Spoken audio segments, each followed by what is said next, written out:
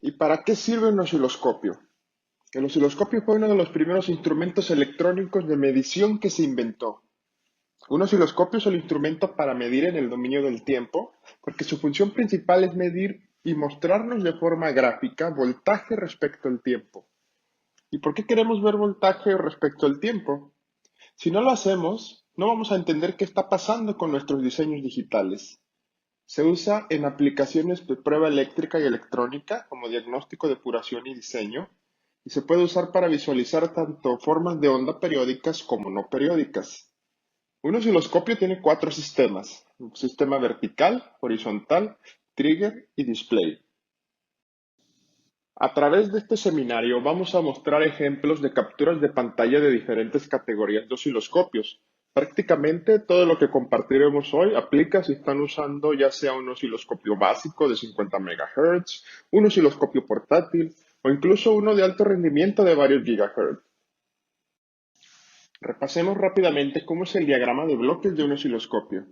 Esta es una descripción genérica de un osciloscopio digital. No todos se van a ver exactamente igual, pero casi todos contienen estos bloques de una u otra manera. Comenzando por nuestra izquierda, tenemos una etapa de atenuación que nos va a permitir reducir la intensidad de la señal. Y luego pasa por un amplificador vertical que nos permite ampliar la señal para enviarla al convertidor analógico digital. Después de eso, las muestras digitales se ingresan en la memoria de adquisición y a continuación se envían a una computadora o CPU, y en caso que necesiten ser postprocesadas se llevarán a cabo en esa misma etapa. Y de ahí pasarán a mostrarse de forma gráfica en un display. Todos los osciloscopios digitales tienen un controlador de memoria que se encarga de administrar la interacción entre esos tres bloques, y por supuesto también un osciloscopio debe tener la capacidad de ejecutar un trigger. Ahora, en cuanto a las especificaciones clave de los osciloscopios, quiero mencionar que el ancho de banda en realidad se refiere o va ligado al amplificador vertical, algunas veces también es llamado preamplificador. La frecuencia de muestreo va de la mano del convertidor analógico digital, y la profundidad de memoria tiene que ver con la cantidad de memoria que tenemos disponible para almacenar muestras. Entonces, tenemos ancho de banda, frecuencia o tasa de muestreo y profundidad de memoria. Bien, pasamos a la siguiente sección. Nos vamos a enfocar en el ancho de banda y tiempo de subida. ¿Y qué es el ancho de banda? Tantas veces lo hemos escuchado de una u otra forma, pero ¿tenemos claro qué es el ancho de banda? El ancho de banda analógico es como un filtro de paso bajo. Podemos observar en la imagen un diagrama de Bode. Si trazamos la magnitud de un amplificador vertical respecto a la frecuencia, veremos una curva como esta, que está en color amarillo. Podemos ver que a medida que va aumentando la frecuencia, el voltaje de una señal se atenúa o se degrada y cruza con el punto de menos 3 dB, y después de eso continúa la caída relativamente lenta conforme aumentamos la frecuencia. Esa caída se le conoce como roll-off. El ancho de banda de un osciloscopio se especifica con el valor de la frecuencia cuando la señal se atenúa a 3 dB. Esto significa que pierde alrededor del 30% del voltaje. Por ejemplo, si tuviéramos un osciloscopio de 300 MHz, su punto de menos 3 dB estaría en 300 MHz. Y al medir una señal a esa frecuencia, lograríamos ver de forma gráfica aproximadamente el 70% de su voltaje real. Esta es una magnificación del ejemplo anterior. Pueden observar con mayor detalle cómo se va degradando la señal hasta menos 3 dB conforme vamos aumentando la frecuencia. Veamos una comparación para entender cómo se vería una forma de onda. Supongamos que esta es la cuadrícula que se muestra en la pantalla de un osciloscopio de 300 MHz. A la izquierda, vemos lo que sucede cuando medimos una señal relativamente lenta, en este caso 50 kHz. La amplitud de la señal no se ve afectada porque mantiene su voltaje. Del lado derecho, vemos esa señal con el mismo voltaje de entrada, pero ahora a una frecuencia de 300 MHz. Podemos observar que su amplitud disminuye al 70% porque tuvimos una atenuación de 3 dB. Solo una aclaración. Los osciloscopios digitales modernos de alto desempeño no tienen el roll-off gaussiano que asociamos normalmente con los osciloscopios analógicos antiguos. En vez de eso, tienen algo con mejor desempeño llamado filtro brick wall. Brick wall significa literalmente muro o pared de ladrillos. Pero la idea es que la pendiente es mucho más pronunciada y corta mucho más rápido o cae mucho más rápido. El trazo de color púrpura representa cómo se vería el roll-up de un osciloscopio digital moderno. En un momento veremos por qué es mejor. Quizá en nuestro día a día no sea muy crítico conocer estas diferencias, pero quise mencionarlo porque tiene un efecto sobre cómo determinaremos cuánto ancho de banda vamos a necesitar para medir una señal. No olvidemos que el ancho de banda es un parámetro clave del osciloscopio. Y ahora que sabemos qué es, ¿cuánto ancho de banda necesitamos? La respuesta es, depende de la señal. Si solo queremos ver ondas senoidales puras, podemos elegir un ancho de banda basándonos únicamente en la frecuencia máxima de la onda senoidal que deseamos medir. Aún sabiendo que se atenuaría 3 dB, podríamos hasta cierto punto compensar las mediciones. No obstante, rara vez medimos ondas senoidales puras. Casi siempre son más complejas. Una forma de onda compleja común sería una onda digital o cuadrada. Recordemos que estas formas de onda están formadas por muchas ondas senoidales. Por ejemplo, una onda cuadrada de 10 MHz tiene una frecuencia fundamental de 10 MHz, representada en la línea con azul oscuro, pero también tiene armónicos que a su vez son ondas senoidales. Las ondas cuadradas están compuestas de armónicos impares, entonces tenemos la fundamental de 10 MHz, el tercer armónico a 30 MHz en color púrpura, y el quinto armónico a 50 MHz en color amarillo. Cuando se suman las ondas azul, amarillo y púrpura, el resultado será la forma de onda en azul claro, que es muy similar a una onda cuadrada. Cuando nos preguntamos cuánto ancho de banda necesitamos para medir nuestras señales, primero, necesitamos definir qué tipo de señales buscamos medir. Lo más probable es que sea una señal compleja. Segundo, ya que la gran mayoría de las mediciones llevan alguna onda cuadrada, necesitamos tener en cuenta el tercer o quinto armónico. Si queremos trabajar con ondas cuadradas, el ancho de banda de nuestro osciloscopio debe ser de 3 a 5 veces la frecuencia de reloj de nuestra señal. Si se trata de una señal de 10 MHz, necesitamos un ancho de banda de al menos 30 MHz o, idealmente, 50 MHz. Eso nos permitirá obtener una buena representación de la señal que buscamos medir. Para entenderlo mejor, quiero mostrarles un ejemplo donde medimos una onda cuadrada de 10 MHz usando un osciloscopio con ancho de banda de 100 MHz.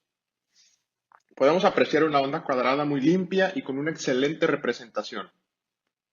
Ahora, al reducir el ancho de banda a 50 MHz, si observamos de cerca el pico de la forma de onda, apenas notaremos que hay un poco de sobreimpulso, pero en general sigue siendo una buena representación de la señal original. Veamos qué pasa si disminuimos el ancho de banda a 10 MHz. Ahora solo vemos la frecuencia fundamental, porque hemos perdido el tercer y quinto armónico. Si su osciloscopio no tiene suficiente ancho de banda para el quinto armónico, pero alcanza para el tercero, aún podrían tener muy buenos resultados, pero recuerden que deben de tener al menos 3 veces la frecuencia de la señal. Hay otros escenarios donde lo más indicado va a ser calcular el ancho de banda que necesitamos, tomando como base el tiempo de subida de la señal que deseamos medir. Sobre todo si quisiéramos medir señales transitorias como pulsos o una señal escalonada, porque hoy en día hay sistemas digitales diseñados con frecuencias de reloj que son relativamente bajas, pero pueden tener edge rates muy rápidos. Un edge rate es el tiempo, o más bien la velocidad de subida y bajada de una onda. El tiempo de subida es el tiempo de transición del nivel bajo al nivel alto de voltaje en una forma de onda ascendente. Se especifica normalmente como el tiempo de transición del 10 al 90% del nivel. Entre más ancho de banda tengamos disponible, el osciloscopio nos va a permitir analizar señales con un tiempo de subida más rápidos. Por ejemplo, Si queremos calcular el tiempo de subida más rápido que puede medir un osciloscopio de 100 MHz, tomamos la constante 0.35 y la dividimos entre el ancho de banda.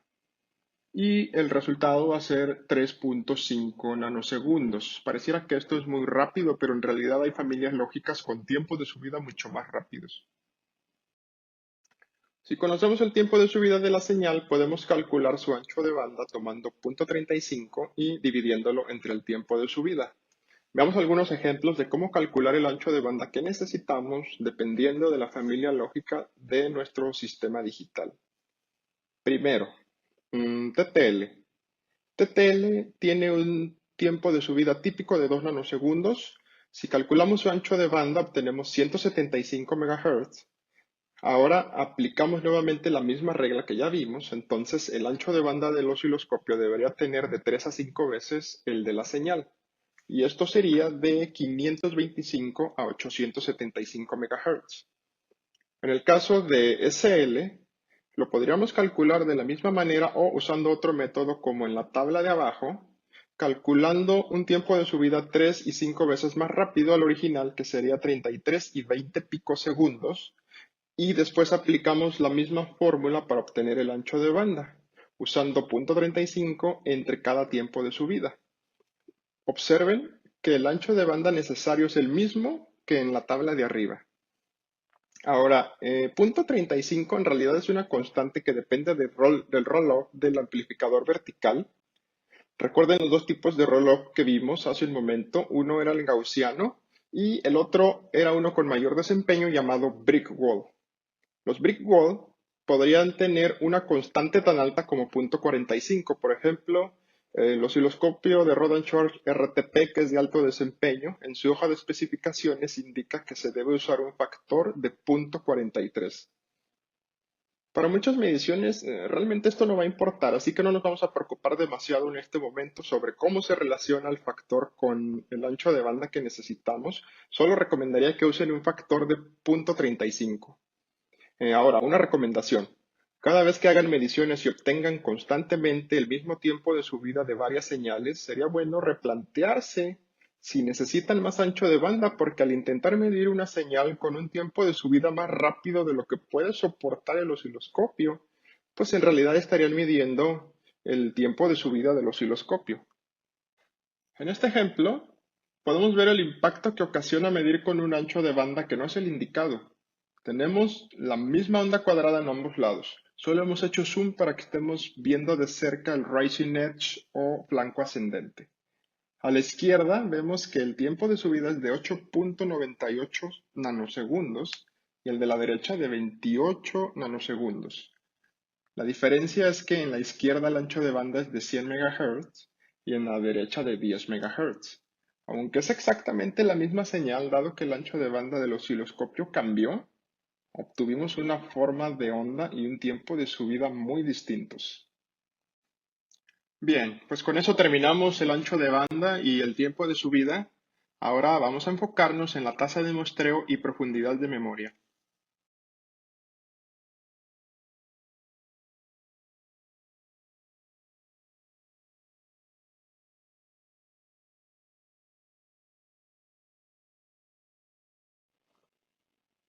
Para empezar, ¿qué es la tasa o frecuencia de muestreo?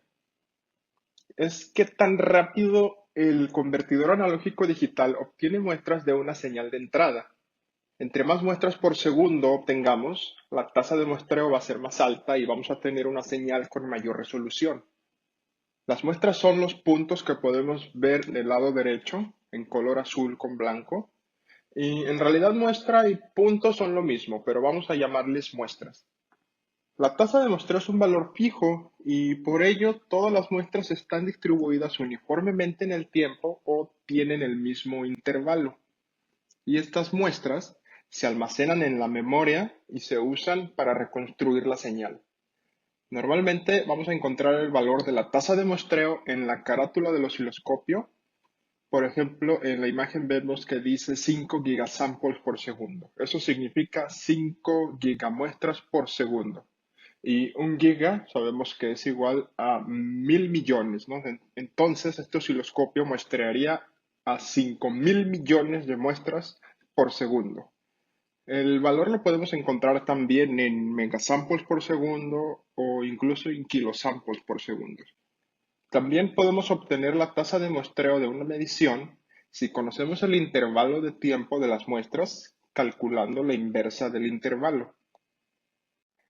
Del lado izquierdo podemos ver una onda senoidal con unos puntos sobrepuestos. Esos puntos son las muestras y representan un voltaje en un tiempo determinado. En medio verán un buffer ilustrado como una pila con una flecha. Ese buffer es la memoria de adquisición.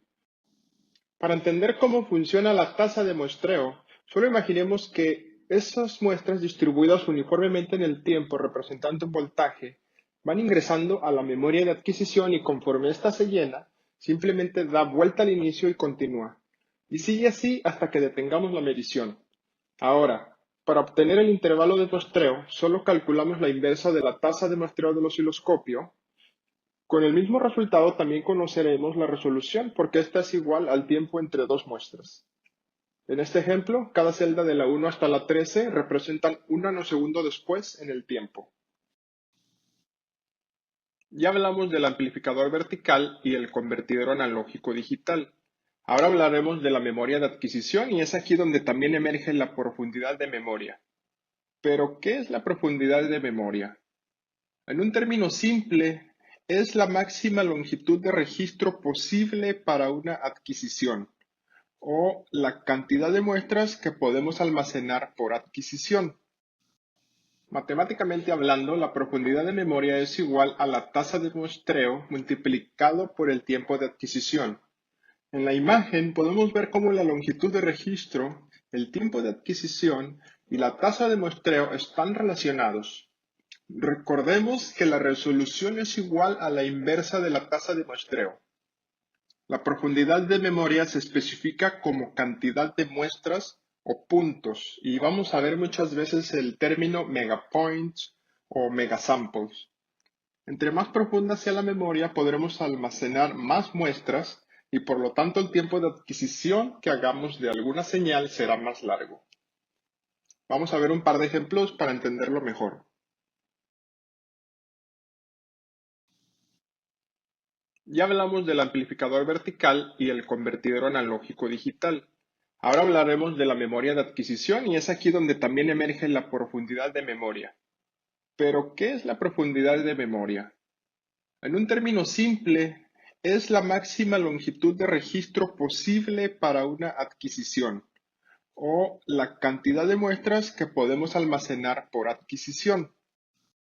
Matemáticamente hablando, la profundidad de memoria es igual a la tasa de muestreo multiplicado por el tiempo de adquisición.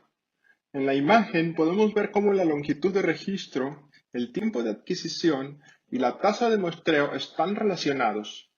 Recordemos que la resolución es igual a la inversa de la tasa de muestreo. La profundidad de memoria se especifica como cantidad de muestras o puntos y vamos a ver muchas veces el término megapoints o megasamples. Entre más profunda sea la memoria, podremos almacenar más muestras y por lo tanto el tiempo de adquisición que hagamos de alguna señal será más largo. Vamos a ver un par de ejemplos para entenderlo mejor.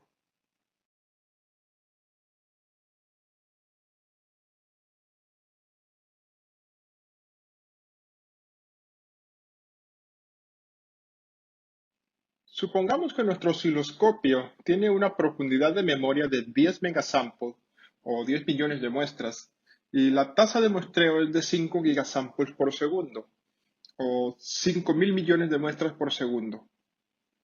¿Cuánto tiempo podemos capturar? Si sabemos que la profundidad de memoria es igual a la tasa de muestreo por el tiempo de adquisición, despejando la ecuación, entonces el tiempo de adquisición es igual a la profundidad de memoria dividido entre la tasa de muestreo. ¿Ok? Entonces, el tiempo capturado es de 2 milisegundos o vamos a poder capturar 2 milisegundos.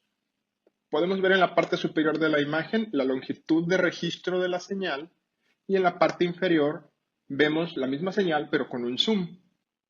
Observemos ahora este ejemplo. Aquí el osciloscopio tiene una profundidad de memoria de 200 megasamples y mantiene la misma tasa de muestreo a 5 gigasamples por segundo. Ahora podremos capturar hasta 20 milisegundos manteniendo la misma tasa de muestreo. Mayores tiempos de adquisición significa almacenar más muestras si deseamos mantener la tasa de muestreo. Además, si estamos intentando medir señales no periódicas o intentando capturar pulsos, mayor profundidad de memoria va a ser indispensable para encontrar esos eventos. Hagamos un ejercicio para entenderlo mejor. Digamos que queremos tomar una longitud de registro o record length de un megasample. Si nos vamos a la primera fila, tenemos un osciloscopio de 2.5 gigasamples o gigamuestras por segundo. Para calcular su resolución, aplicamos su inversa, 1 entre 2.5 gigasamples por segundo o 2.500 millones de muestras, y nos va a dar una resolución de 400 picosegundos, o el intervalo. Recuerden que resolución e intervalo tienen el mismo valor. Ahora, record length. Tenemos 1 millón de muestras, como mencionamos al inicio, y para calcular el tiempo de adquisición vamos a multiplicar la resolución por la longitud de registro. Entonces vamos a multiplicar 1 millón por 400 picosegundos y eso al desarrollarlo sería 10 a la 6 por 400 a la menos 10. Eso nos va a dar, una vez que anulemos los ceros, 400 a la menos 4. Y esos son 400 microsegundos, ¿ok? Ahora, un osciloscopio tiene normalmente 10 divisiones, tanto horizontales como verticales, en su cuadrícula. Y vamos a tomar esas 10 divisiones horizontales para calcular la escala en el tiempo.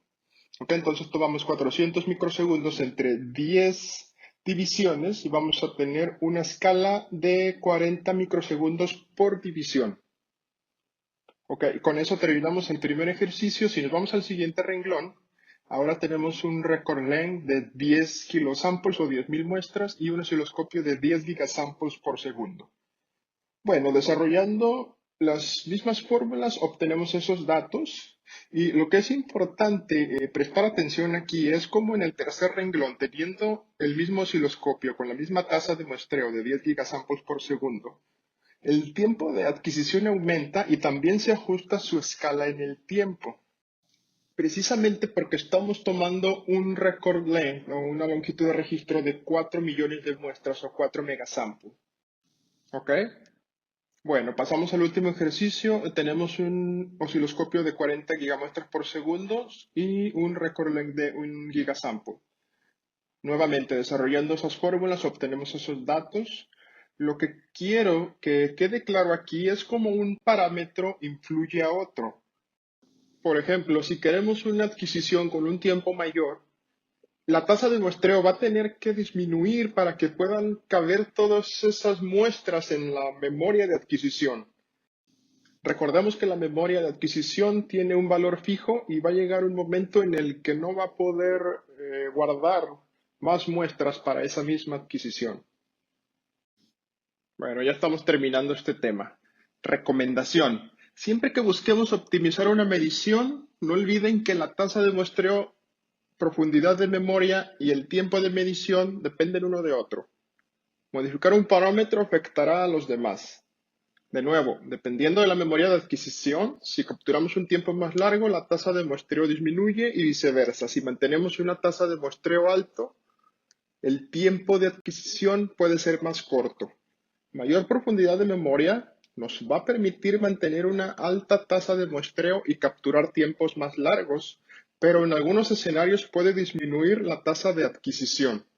¿Ok? La tasa de adquisición es qué tan rápido un osciloscopio toma esas adquisiciones y las muestra en pantalla. Un osciloscopio con una tasa de adquisición rápida tiene una respuesta muy ágil cuando estamos haciendo ajustes en las perillas y botones en el menú del osciloscopio. ¿Ok? Y segundo, la profundidad de memoria normalmente se especifica en la hoja de datos, o más bien siempre se debe de especificar ahí.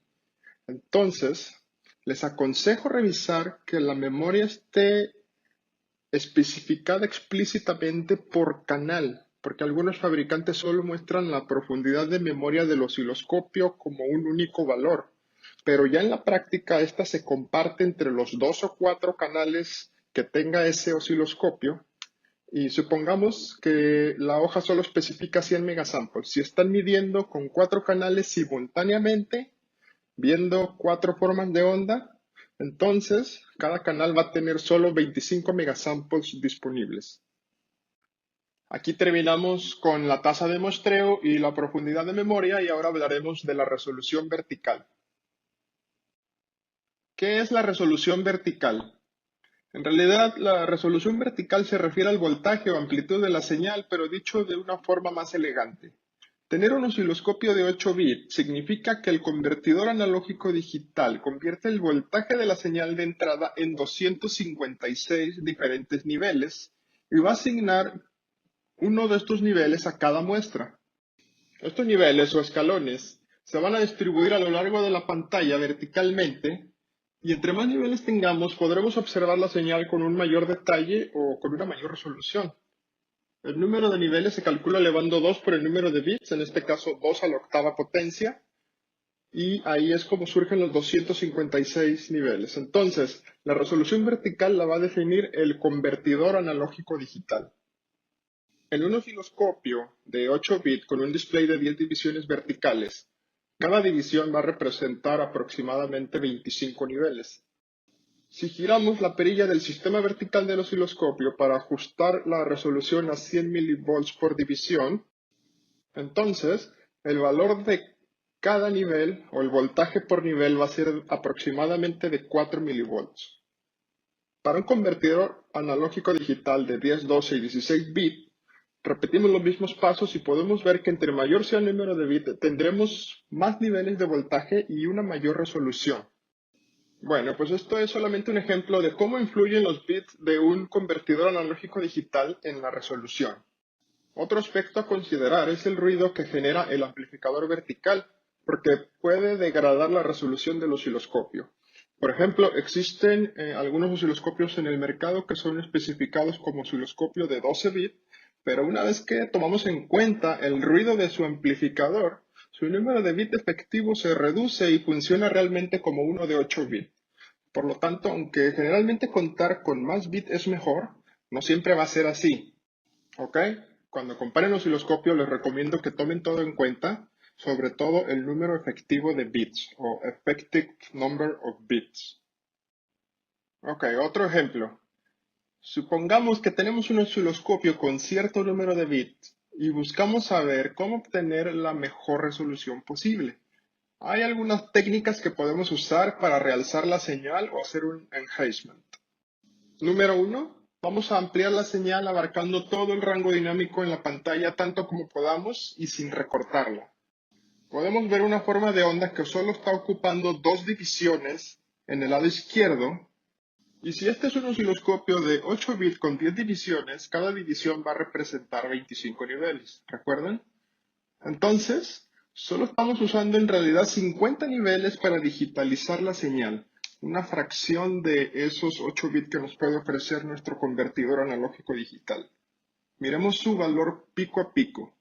Dice que mide 577 milivolts y podemos observar que tiene algo de ruido esa forma de onda. Si ampliamos la forma de onda para abarcar toda la pantalla verticalmente, entonces ahora el pico pico mide 515 milivolts. Es la misma forma de onda, mismo osciloscopio, lo que cambió fue la escala vertical o volts por división. Y ahora estamos muy cerca del valor real porque disminuimos el ruido y mejoró la resolución de la medición. Nuevamente, quizá pensemos que más es igual a mejor. Pues no es cierto. No siempre es así. Si ampliamos la señal al punto de salirnos de la pantalla por el extremo superior o inferior, o ambos, entonces la medición ya no es válida. A eso se le llama hacer un recorte o clipping. Lo que pasó fue que sobreaccionamos el amplificador vertical y eso invalida el resto de la medición. Podemos observar cómo el osciloscopio ya está confundido, ya no puede calcular el valor pico a pico de la señal porque no ve claramente dónde está el límite superior y el inferior. Entonces va a tratar de adivinar y mostrarnos algún valor y ahorita nos está mostrando 200 milivolts. De nuevo, mismo osciloscopio, misma señal, solo ajustamos la escala vertical. Recomendación: escalar la señal verticalmente a lo largo de la pantalla tanto como sea posible sin recortarla. Eso nos va a permitir aprovechar todos los bits disponibles y ver la forma de onda con mayor precisión. Número 2. También podemos aplicar un average o promediar la forma de onda. Existen distintos modos de average. Aquí nos vamos a referir a donde promediamos múltiples adquisiciones para obtener una sola forma de onda. El average nos va a permitir ver una señal mucho más limpia porque el ruido disminuye significativamente, también mantiene la tasa de muestreo y su ancho de banda. Pero como todo en la vida, siempre hay sacrificios a cambio de ganar otras cosas. Las desventajas de este modo de adquisición es que debemos trabajar con una señal periódica para que funcione. Si hubiera transitorios o eventos esporádicos en una señal, no los vamos a ver porque se ocultan al momento de promediar las formas de onda. Además, requiere un postprocesamiento y eso va a limitar el uso del trigger. Número 3. Existe otro modo de adquisición llamado High Resolution. Este modo es como un average en tiempo real que analiza las muestras conforme van ingresando y las reemplaza con una nueva muestra con el valor promedio por intervalo, en lugar de promediar forma de onda por forma de onda como lo hace el average. En este modo, la tasa de muestreo disminuye porque el osciloscopio solo utiliza las muestras promedio y el resto las va a descartar. Este proceso es conocido como decimation o decimación. La ventaja de este modo es que, además de disminuir el ruido, podemos usarlo con otra forma de onda que no sea periódica y además podemos utilizar el trigger. La desventaja es que se limita el ancho de banda ya que actúa como un filtro. Para algunos osciloscopios todavía va a requerir un postproceso y el aliasing puede aparecer en algunos escenarios. En este ejemplo, podemos observar una forma de onda no periódica en ambas imágenes, solo que del lado izquierdo el osciloscopio tiene la tasa de muestreo 5 gigasamples por segundo y podemos notar algo de ruido en el tope de la señal. Al activar el modo High Resolution, vemos cómo la señal ahora se ve más limpia, se ve sin ruido en los extremos o en el tope y extremo bajo de la señal. Pero también la tasa de muestreo disminuyó a 125 megasamples por segundo. Con eso terminamos la resolución vertical y ahora nos vamos a enfocar en el trigger. El trigger es indispensable para casi todas las mediciones que hagamos en un osciloscopio. Determina si y cuándo comenzará nuestro osciloscopio a tomar muestras y lo podemos utilizar para estabilizar una señal periódica o capturar un evento aislado en una señal no periódica. El trigger indica el nivel de voltaje desde donde iniciará el muestreo de la forma de onda, y ese momento se produce cuando la forma de onda cruza con el nivel de trigger que seleccionemos. Ahora, imaginemos que la línea punteada es el nivel del trigger en el osciloscopio, entonces será a partir de este punto en donde va a comenzar nuestro muestreo. En este ejemplo podemos representar mejor cómo funciona el trigger. Como vimos en el diagrama, tenemos un bloque que representa el circuito de trigger. Primero, tenemos una forma de onda y después esperamos a que la señal pase a través de cierto nivel de voltaje que definamos con el nivel del trigger previamente. Cuando eso sucede, el trigger marca la muestra donde detectó que ocurrió ese evento y la señal se va a estabilizar. Este tipo de trigger se llama Edge y es el más común y ampliamente utilizado casi en todos lados. Y ese nivel lo podemos ajustar tanto como queramos a 0 volts, 5 milivolts, menos 3 milivolts. Se puede desplazar el nivel del trigger verticalmente como lo deseemos. Solo dependiendo del valor podremos tener un rising edge o un falling edge, que es cuando la señal va de subida o de bajada o en caída. Debemos ser cuidadosos al configurar el trigger porque una mala configuración es uno de los errores más comunes cuando se trabaja con un osciloscopio. Quiero aclarar que este diagrama aplica para los osciloscopios digitales tradicionales con trigger analógico. Existen otros osciloscopios como algunos modelos de Rohde-Schwarz que tienen un trigger totalmente digital. Aunque la aplicación es la misma, la arquitectura permite que obtengamos beneficios adicionales y vamos a hablar de eso más adelante. Vamos a suponer que esta es la pantalla de nuestro osciloscopio y estamos intentando medir una onda senoidal. Nos damos cuenta que realmente no se ve como una onda senoidal, ¿no? Parece una especie de enredo o algo como una superposición de muchas formas de onda. Ahora, el nivel del trigger está marcado en color rojo. Notaremos que está por encima de las formas de onda.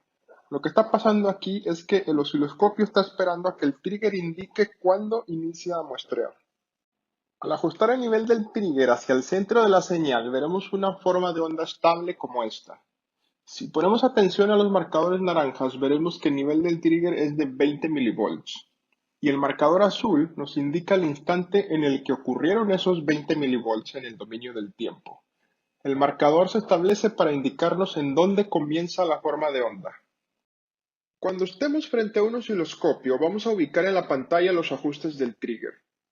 Para conocer el canal que estamos usando, el tipo de trigger, en este caso es un Rising Edge, también el nivel de voltaje donde el trigger busca la señal, en este caso es 20 milivolts. Y por último vemos que el modo de barrido está en automático.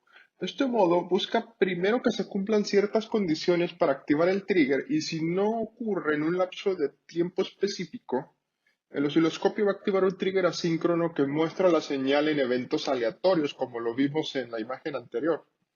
Y eso permite que nos demos una idea de la amplitud de la señal y qué tipo de forma de onda es, aunque aún no se sincronice. Este modo de barrido es el más común. También está el modo normal, que este modo se activa si y solo si se cumplen las condiciones que definamos. Hay otro modo que se llama single o único. Y aquí el trigger se activa una sola vez cuando se cumplen las condiciones y después de eso se congela la pantalla. Este modo es útil cuando buscamos eventos espontáneos en una señal. Hay otros tipos de trigger no tan comunes como glitch, window timeout, pero no vamos a hablar de cada uno de estos ahora por el tiempo, pero cuando estén usando un osciloscopio revisen cuáles tipos de trigger soporta. Bueno, ya estamos por concluir la sección del trigger y quiero decir que hasta ahora lo que hemos visto es sobre el trigger analógico, ¿ok? Y solo como referencia, existe otro tipo de trigger completamente digital y está en algunos de los osciloscopios de Rohde Schwarz. Esta arquitectura es distinta. En lugar de detectar eventos analógicos del amplificador vertical como lo hace el trigger analógico, el trigger digital va a operar directamente en las muestras del convertidor analógico digital. Entonces, este trigger usa las mismas muestras digitalizadas que la unidad de adquisición y algunos de los beneficios son, por ejemplo, un trigger con una sensibilidad mucho mayor, la capacidad de establecer no solo un nivel vertical, sino también una posición horizontal. Entonces podemos establecer coordenadas específicas y eso abre la puerta para que eventos en las señales más complejas puedan ser identificados. No vamos a profundizar en eso ahora, pero es bueno que lo conozcan por si están trabajando o después trabajan con señales demasiado complejas. Y bueno, esto ya sería un bonus. Existe otro modo para hacer un realzamiento de nuestra señal. ¿Recuerdan que vimos varias técnicas para mejorar la resolución vertical de nuestra señal? Pues existe otro modo que se llama High Definition o HD. Y las ventajas de este modo es que vamos a tener una mayor resolución y vamos a poder aprovechar los 16 bits que tiene el osciloscopio. También vamos a aprovechar un trigger digital con mayor sensibilidad, mucho mayor, y además mantiene una alta tasa de muestreo. No tiene un proceso de diezmado como en el High Resolution que vimos antes, y además no hay aliasing en ningún escenario bajo el HD Mode. La única limitante es que el ancho de banda también se ve un poquito limitado porque se está empleando un filtro digital. Bueno, y así concluimos la sección del trigger. Ahora vamos a hablar un poco sobre las sondas. Si medir señales fuera tan sencillo, entonces nadie hablaría sobre las ondas. La realidad es que las ondas son una parte integral importante del sistema de medición.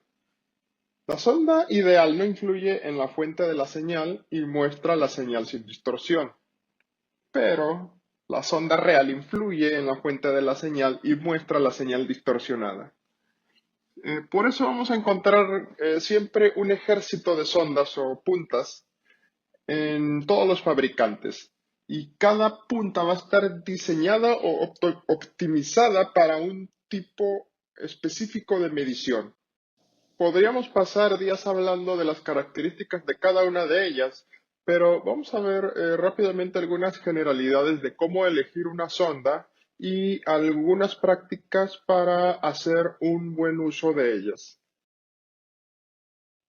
Al elegir una sonda debemos tener claro los siguientes parámetros: el ancho de banda, el máximo rango dinámico, el voltaje máximo, la corriente máxima, el acoplamiento físico al dispositivo bajo prueba, la carga mínima del circuito o lo que el circuito ve, y una fidelidad indicada de la señal, o sea, lo que el osciloscopio va a ver.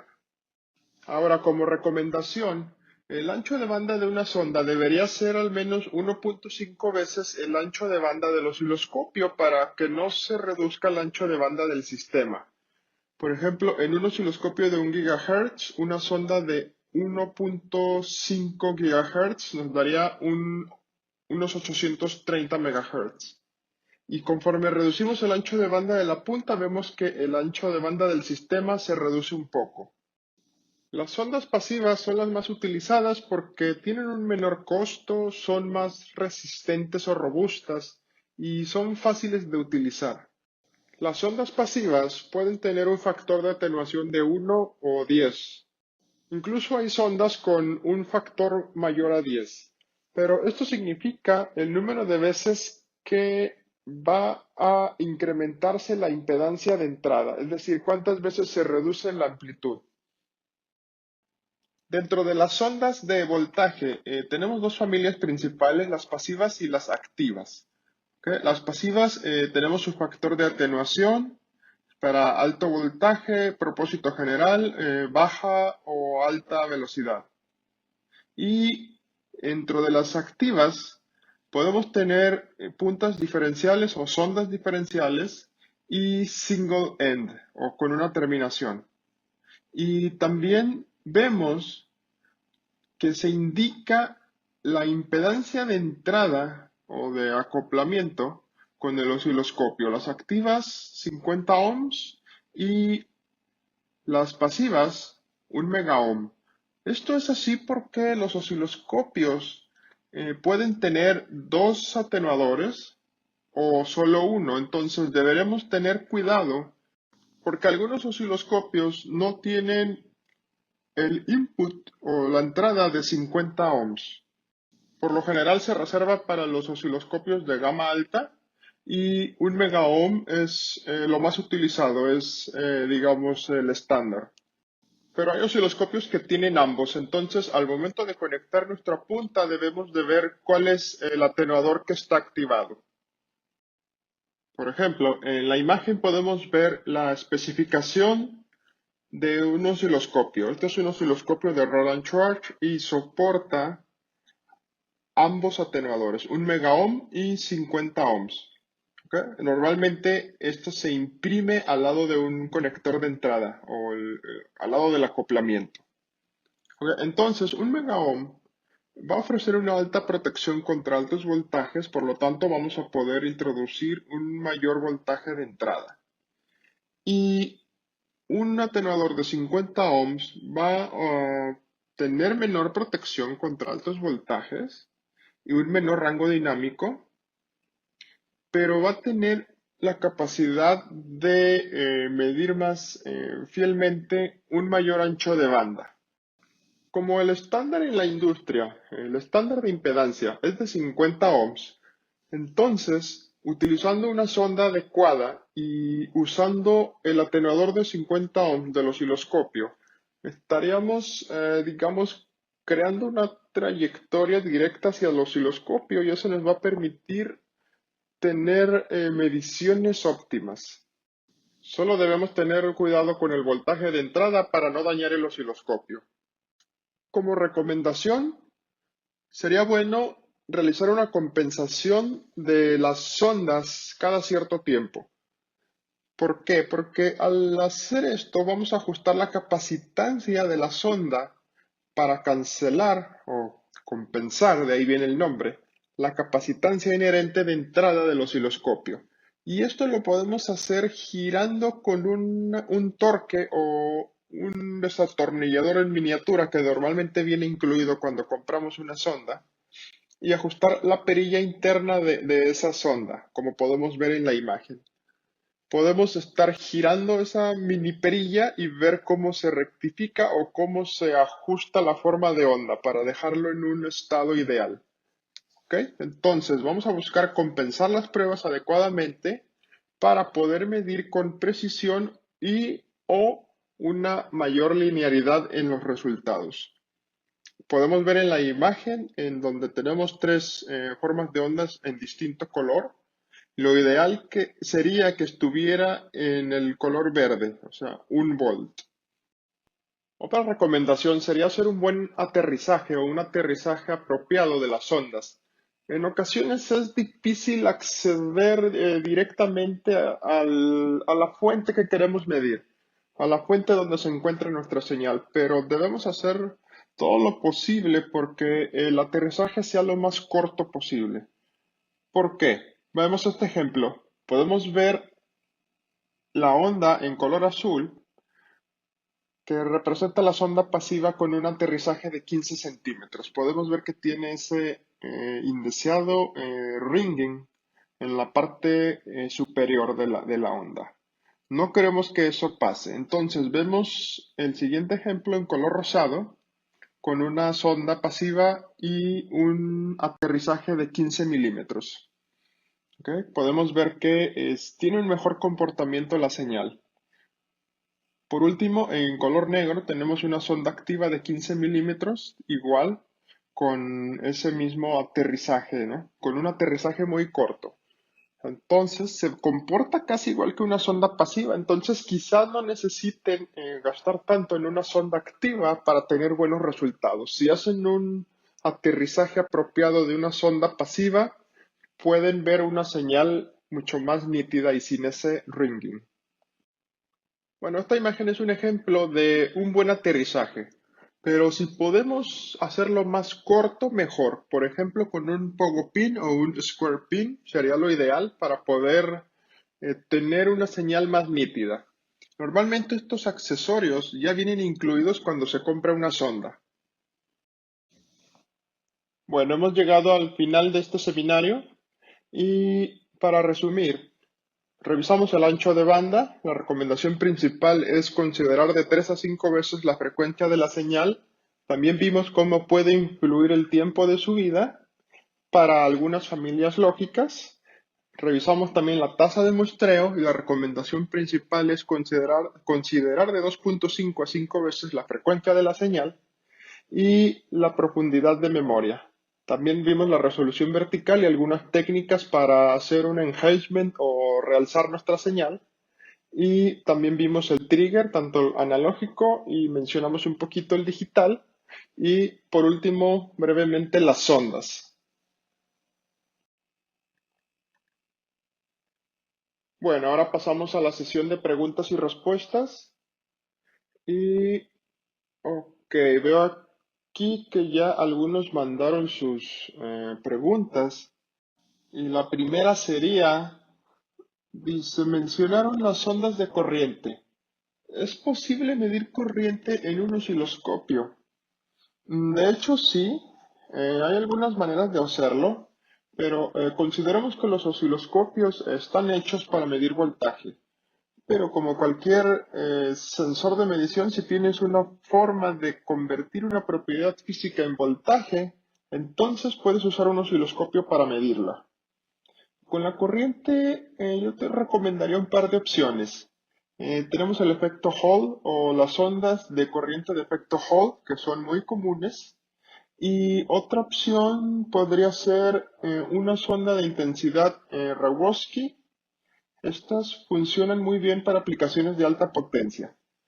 Sugeriría que intentaras con cualquiera de estas dos sondas y quizá hay otras opciones, pero yo me iría por alguna de estas dos. Ok, bueno, la segunda. ¿Un osciloscopio digital usa un trigger digital? No, en realidad un osciloscopio digital moderno usa un circuito de trigger analógico. Prácticamente sí son casi todos los osciloscopios actuales. Se les llama osciloscopios digitales porque convierten la señal analógica en muestras digitales a través del convertidor analógico digital y posteriormente reconstruye la señal con los datos de las muestras y lo muestra en pantalla. ¿Ok? Entonces, el trigger digital nació a raíz de que Roland Schwartz lo desarrolló y lo propuso en el 2010. Y este es un trigger completamente digital, ¿ok? Es algo muy distinto al trigger analógico. La arquitectura de este sistema de trigger es una patente de Roland Schwartz, así que no creo que haya otro fabricante con el mismo sistema.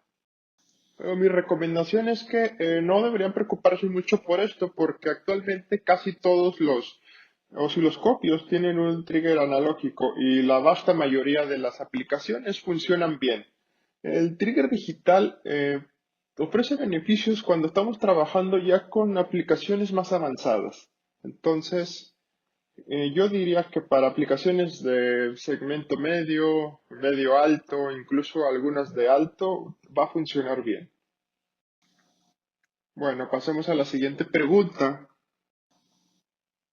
El High Definition es la alternativa de Roland Schwartz al High Resolution. No, en realidad los osciloscopios que soportan el modo de High Definition también soportan el de High Resolution. No todos los osciloscopios de Roland Schwartz tienen el High Definition, solamente los de gama media alta y alta. Entonces, no es una alternativa, sino un complemento. Ok, bueno, una última pregunta. Hicimos algunos ejercicios utilizando el tiempo de subida de algunas familias lógicas. ¿Cómo se calcularon? Ok, qué bueno que hiciste esta pregunta porque creo que no lo mencioné, pero en realidad no los calculamos, esas se obtienen de las especificaciones de los fabricantes. Normalmente esos datos están publicados y al momento en que vayan a trabajar con alguna de estas familias o otras que no mencionamos aquí, deberían de encontrar el tiempo de su vida publicado. Pero se puede calcular también con el osciloscopio. Recuerden que es el tiempo que tarda el voltaje en subir del 10% al 90%. Entonces, si estamos haciendo esa medición y nos da lo mismo varias veces, es porque quizás estemos midiendo el tiempo de subida del osciloscopio y necesitaríamos un osciloscopio de mayor rendimiento para ver si el tiempo de subida de la señal cambia. Entonces, lo mejor va a ser que lo busquemos en alguna publicación. Se nos agota el tiempo para contestar más preguntas.